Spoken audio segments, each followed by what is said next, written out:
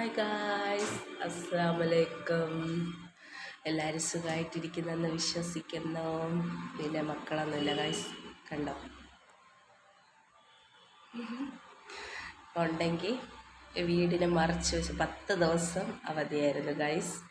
അപ്പോഴെങ്കിൽ വീടിനെ മറച്ച് വെച്ചു. എന്തൊരു ബഹളമൊക്കെ ആയിരുന്നു.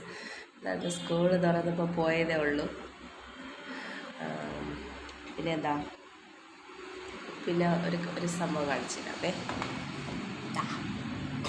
ചക്ക അവിടെ കുറച്ചിരിക്കുക. പിന്നെന്താ, പിന്നെ ആഹാരം കഴിക്കുന്ന സമയം കറക്റ്റൊന്നുമില്ല ഗൈസ്.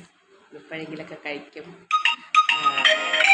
8 മണിക്ക് രാവിലത്തെ കാപ്പി 8 മണിക്ക് കഴിക്കണം. ഉച്ചത്തെ ആഹാരം 12:30 കഴിക്കണം. പിന്നെന്തോന്നാ, രാത്രിത്തത് 8 മണിക്ക് കഴിക്കണം.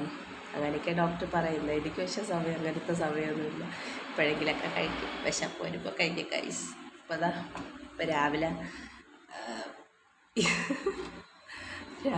മക്കളെ സ്കൂളിൽ വിട്ടിട്ട് ചായരോടാ പക്ക അവിടെ വെച്ചിരിക്കുക.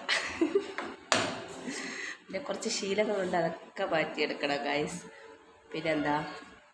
പിന്നെ റോഡ് കംപ്ലീറ്റ് ആയിട്ട് കിടന്നില്ലേ, അതിപ്പോൾ റോഡ് റെഡിയാക്കി ഗൈസ്. ഒരുപാട് സന്തോഷമായിരിക്കും. എല്ലാവരോടും ഒരുപാട് നന്ദിയുണ്ട്.